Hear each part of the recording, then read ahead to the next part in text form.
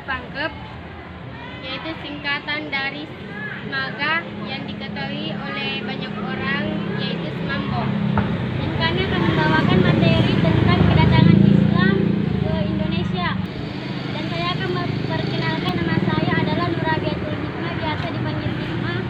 Dan perkenalkan, nama saya Fahmi Kusangkinsi, biasa dipanggil Fahmi. Dan perkenalkan, nama saya Alisa Trinidad, biasa dipanggil Lisa. Dan perkenalkan, nama saya adalah Nurfadila, biasa dipanggil Nilo. Dan perkenalkan, nama saya Nirmala Sari, biasa dipanggil Sari. Dan perkenalkan, nama saya Risa Andita, biasa dipanggil Risa. Materi pertama yang akan dibahas yaitu tentang kedatangan Islam ke Nusantara, yang akan dibahas oleh teman saya yaitu Fahmi dan Risa. Assalamualaikum warahmatullahi wabarakatuh. Saya akan membawakan materi tentang kedatangan Islam ke Nusantara.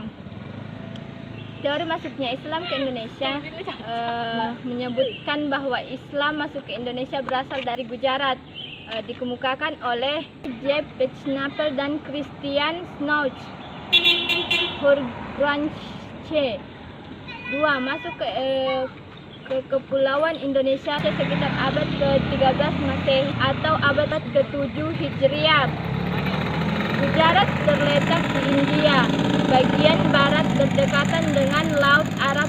Letaknya sangat strategi karena berada di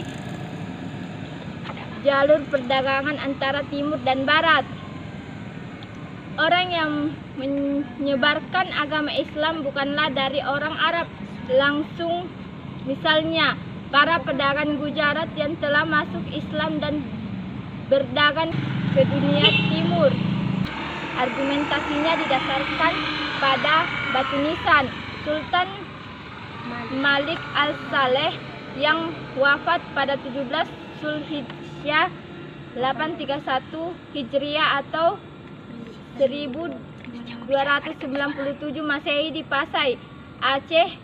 Batu nisan di Pasai dan makam Maulana Malik Ibrahim yang wafat tahun 1419 Masehi di Gresik, Jawa Timur memiliki bentuk yang sama dengan batu nisan Kambai, Gujarat. Batu nisan tersebut diimpor dari Gujarat atau setidaknya dibuat oleh Krang Gujarat atau Indonesian. Telah belajar kaligrafi khas Gujarat. Selanjutnya akan dibahas lagi oleh Risa Andita. Teori kedua, teori masuknya Islam ke Indonesia berasal dari Persia, dikemukakan oleh Husain Jajadiningrat. Didasarkan pada kesamaan budaya dan tradisi yang berkembang antara masyarakat Persia dan Indonesia. Tradisi tersebut antara lain tradisi merayakan 10 Muharram atau Asyura sebagai hari suci kaum Syiah atas kematian Husain bin Ali, seperti yang berkembang dalam tradisi tersebut di Periaman di Sumatera Barat dan Bengkulu. Yang kedua, teori masuknya Islam ke Indonesia berasal dari Arab atau Mesir, dikemukakan oleh Bayu Hamka dan Ana Tohang H. Jens. Proses ini berlangsung pada abad pertama Hijrah atau abad ke-7 Masehi. Proses Islamisasi dilakukan oleh para musyafir atau kaum pengembara yang datang dari kepulauan Indonesia. Kaum ini biasanya mengembara di suatu tempat lainnya dengan notasi hanya pengembangan agama Islam. Materi kedua yaitu Islam dan jalur perdagangan antar pulau akan dibawakan oleh Nurfadila dan Nirmala Sari. Saya akan membahas tentang Islam dan jalur perdagangan antar pulau. Perdagangan yang memuat tempat pelabuhan bangsa, perdagangan yang datang dan hasil komedi sebagai bagian dari jaringan pedagang antar pulau pada masa kerajaan Islam. Di samping kita tahu bahwa Malaka adalah pusat perdagangan terbesar yang memiliki jaringan antar pulau terbesar yang tidak hanya dari Eropa namun juga dari dan Nusantara hingga dimonopoli tinggal dimonopoli oleh Portugis pada 1511, Kerajaan Demak. Pelabuhan kerajaan ini berada di Jepara dan sekitar daerah Bergola. Diceritakan bahwa perdagangan ini sangat terkenal karena dekat dengan pusat rempah-rempah di bagian timur yang dekat dengan Ternate dan Tidore. Kesultanan Makassar berada di Makassar dengan komoditas utamanya adalah beras. Jaringan perdagangannya sudah menjalin dengan Denmark, Portugis, dan Inggris yang sudah datang ke kerajaan ini. Selanjutnya akan dibawakan oleh teman saya yaitu Nirmalasari. Assalamualaikum warahmatullahi wabarakatuh. Saya akan melanjutkan materi tentang Islam dan jalur perdagangan antar pulau. Kesultanan Banten berada di Banten dengan bandar dan pusat perdagangan di tepi Selat Sunda.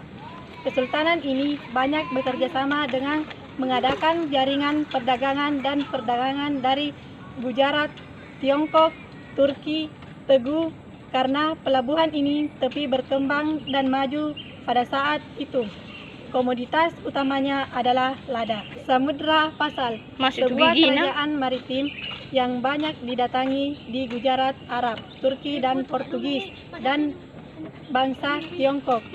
Samudra Pasal memiliki berbagai bandar pelabuhan seperti di Perlak dan di Pasal yang memiliki komoditi seperti beras, lada, emas, dan komoditas lainnya. Selanjutnya, saya akan membahas materi tentang mengapa Islam mudah diterima di Indonesia.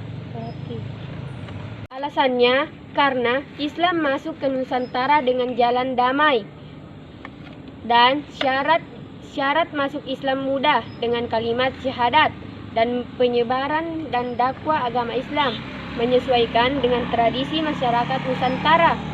Islam tidak frontal menentang dan memaksa adat setempat, dan Islam tidak mengenal adanya strata atau pelapisan sosial.